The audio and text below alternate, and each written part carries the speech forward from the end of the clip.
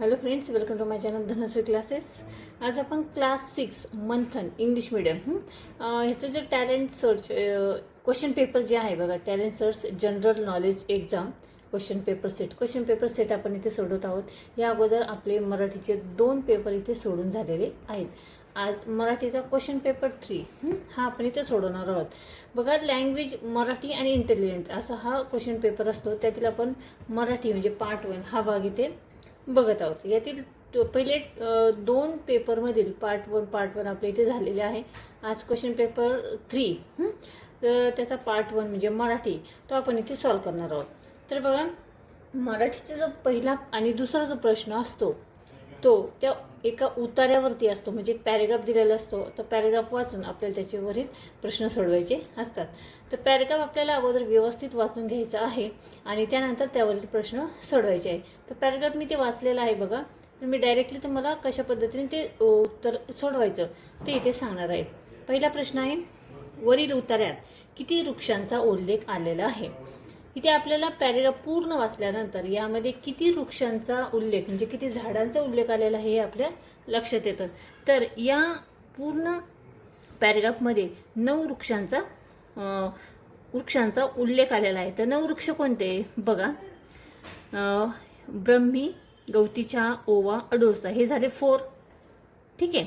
त्यानंतर पुढे बघा, सुगंध निर्माण करतात केवडा, ढवणा, मारवा, पाचू आणि सुगंधाचा राजा चंदन हे झाले 5. 5 + 4 किती झाले 9.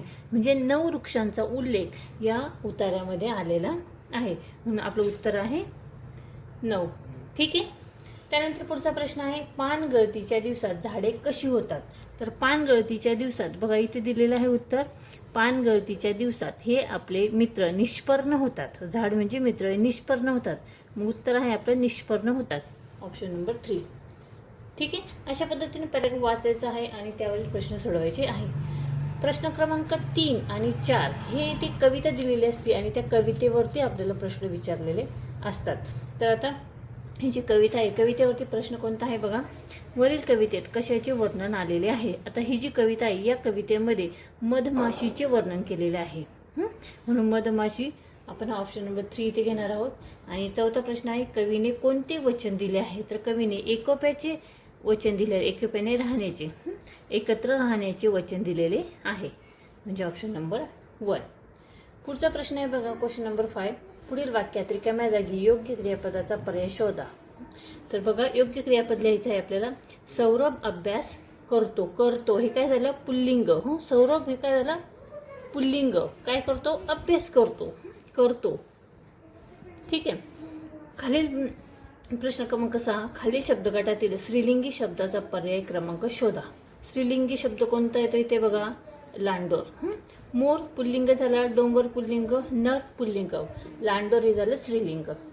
प्रश्न क्रमांक 7 बघा, खालील पर्यायातून एकवचनी शब्दाचा पर्याय शोधा. एकवचनी काय आहे, गाणे. महिने अनेकवचन, पाने अनेकवचन, किरणे अनेकवचन, म्हणजे एकवचन झाले गाणे.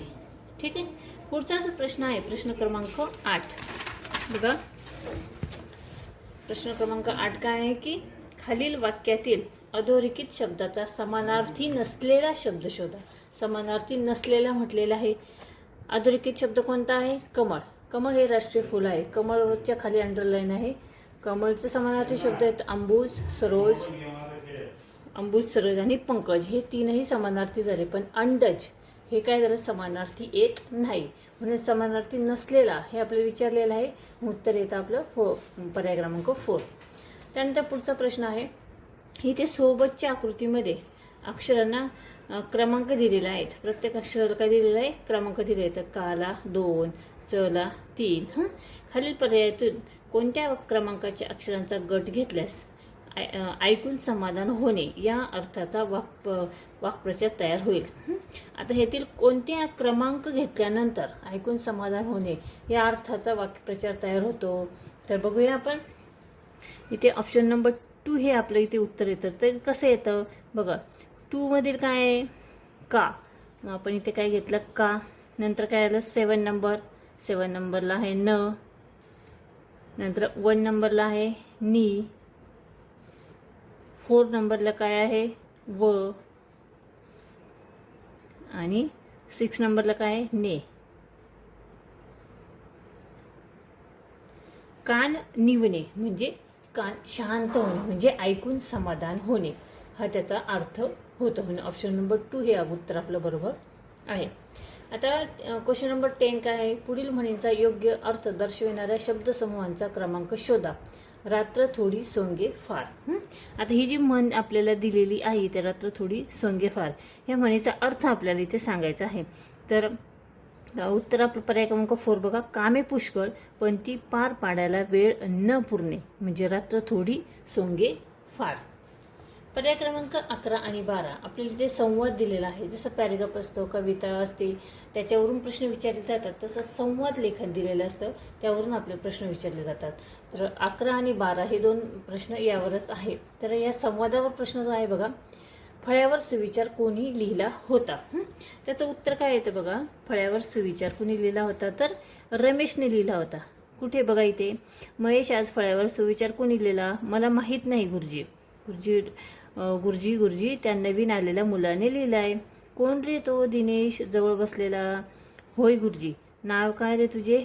रमेश. म्हणजे दिनेशच्या जवळ कोण बसलेलं होतं? रमेश. आणि रमेशने काय लिहिलेला होता? फळ्यावरती सुविचार लिहिलेला होता. वरील संवादावरून कोणता सुविचार लिहिला असावा? कोणता सुविचार लिहिलेला असावा बघा. तू लिहिलाय का रे सुविचार? होय गुरुजी मी लिहिलाय तो सुविचार. या सुविचाराचा अर्थ सांगू शकशील का? सज्जनांच्या सहवासामुळे चांगले विचार ऐकायला मिळतात, असा याचा अर्थ इथे सांगितलेला आहे सुविचाराचा. तर बघा इथे सुविचार कोणता आहे मग? सुसंगती सदा घडो, सुजन वाक्य कानी पडो. म्हणजे सज्जनांच्या सहवासामुळे चांगले विचार ऐकायला मिळतात. पुढचा प्रश्न आहे 13 नंबरचा. खालील वाक्यातून शुद्ध वाक्याचा पर्याय शोधा. शुद्ध वाक्याचा पर्याय कोणता येतो बघा. अजय दररोज व्यायाम करतो, हे आपलं शुद्ध वाक्य येईल. आणि क्वेश्चन नंबर 14 काय आहे बघा. पुढील वाक्यात कोणती विरामचिन्ह वापराल? किती सुंदर बाग आहे ही. आपण काय ना एक्सक्लेमेशन मार्क जे आहे ते आपण इथे वापरणार आहोत. किती. त्यानंतर पुढे बघा 15 ते 17 हा जो प्रश्न आहे तो आहे सुसंगत वाक्याचा परिच्छेद. आता ज्यावेळेस सुसंगत वाक्याचा परिचयाचा असा प्रश्न असतो त्यावेळेस 15 ते 17 म्हटलेला आहे. तर आपण 17 नंबरचा जो प्रश्न आहे तो आपण अगोदर सोडवणार आहोत. या पक्षाच्या मादीला टिंबटिंब म्हणतात. आणि टिंबटिंब 16 नंबरचा प्रश्न बघूया नंतर. टिंबटिंब या मधुर आवाजामुळे कुणालाही त्याचा रंग खटकत नाही. आणि 15 नंबर वसंत ऋतूत टिंबटिंब आवाज आपले लक्ष वेधून घेतो. आता हे तीनही प्रश्न आपण उलट्या क्रमांकाने अगोदर वाचलेले आहेत. उलट्या क्रमांकाने आपण हा प्रश्न सोडवण्याचा अगोदर प्रयत्न करायचा आहे. जर उलट्या प्रश्नाचं उत्तर आपल्याला लवकर लक्षात नाही आलं 17 नंबरच्या, तर आपण 15 नंबरचा प्रश्न इथे घेऊया. ठीक आहे. वसंत ऋतूत टिंबटिंब आवाज आपले लक्ष वेधून घेतो. मग आपले लक्ष कोणता पक्षी वेधून घेतो? कोणता आवाज वेधून घेतो? तर आवाज कोणता आहे? कुहू कुहू. वसंत ऋतू म्हणजे पाऊस ज्यावेळेस पडत असतो, पावसाची चाहूल असते, त्यावेळेस कुहू कुहू आवाज आपल्याला येतो. आणि हा आवाज कोणत्या पक्षाचा आहे? या मधुर आवाजामुळे कुणालाही त्याचा रंग खटकत नाही. कुणाचा आवाज आहे हा? कोणत्या पक्षाचा? तर कोकिळेचा.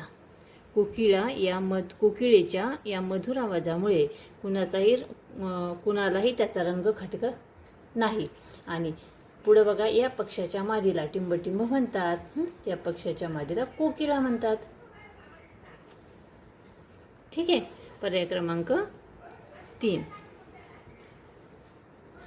पुढे बघा क्वेश्चन नंबर 18 आहे. खालील शब्दाला जोड शब्द म्हणून जुळणाऱ्या शब्दाचा पर्याय क्रमांक शोधा. ताळ. ताळला जोड कोणता शब्द येईल? ताळ मेळ. ऑप्शन क्रमांक 3. 19 नंबर. प्रल्हाद केशव अत्रे यांचे टोपण नाव काय? तर प्रल्हाद केशव अत्रे यांचे टोपण नाव आहे केशव कुमार. पुढचा जो 20 नंबरचा प्रश्न आहे तो आहे बघा. शेजारील आकृतीत रिकाम्या चौकटीत कोणते अक्षर वापरल्यास दिलेले 4ही शब्द अर्थपूर्ण होतील? आता बघा, यातील आपण जर क हे अक्षर जर वापरलं, क, तर बघा सेवक, उदक, जनक आणि कनक हे चारही असे अर्थपूर्ण शब्द तयार होतात. पुढचा प्रश्न आहे, वर्णमालेनुसार खालील शब्दांचा क्रम लावल्यास शेवटचा शब्द कोणता येईल? या शब्दांचा जर वर्णमालेनुसार क्रमांक लावला तर शेवटचा शब्द येतो विमान. Option number 2. पुढचा प्रश्न आहे, साखर भात या शब्दातील अक्षरांपासून खालीलपैकी कोणता शब्द तयार होत नाही? नाही म्हटलेलं आहे. तर इथे बघा, भात आहे, भारत आहे, भाकर आहे आणि साखर आहे. तर साखर भात या शब्दापासून भाकर हा शब्द तयार होत नाही, कारण या शब्दामध्ये क हे अक्षर नाही. तर पर्याय क्रमांक 3 हे आपलं बरोबर आहे. पुढचा प्रश्न आहे 23 नंबर, खालील पर्यायातून पुढील शब्दांसाठी योग्य समूहदर्शक शब्द ओळखा. वेलींचा काय असतं? तर कुंज असतो. Option number 4. पुढचा प्रश्न आहे, हत्तीच्या घराला काय म्हणतात? तर हत्तीच्या घराला अंबरखाना म्हणतात.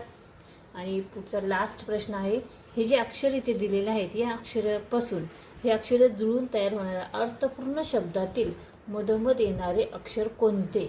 आता यापासून अगोदर आपण अर्थपूर्ण शब्द तयार करणार आहोत. तर र, हा, त, भा, म. तर अर्थपूर्ण शब्द तयार होतो म, हा, भा, र, त. आणि यातील मधोमध येणारे अक्षर सांगितलेले आहे. तर मधोमध येणारे अक्षर आहे भा. म्हणून पर्याय क्रमांक 1 भा हे आपलं उत्तर बरोबर आहे. ठीक आहे. तर अशा पद्धतीने आपण इथे मराठीचा जो पेपर आहे तो इथे सोडवलेला आहे. आय होप तुम्हाला नक्की समजला असेल. हा व्हिडिओ जर आवडला, समजला तर तुम्ही या व्हिडिओला नक्की लाईक करा, शेअर करा आणि चॅनलवर नवीन असेल तर चॅनल सबस्क्राईब करा. व्हिडिओ बघितल्याबद्दल धन्यवाद.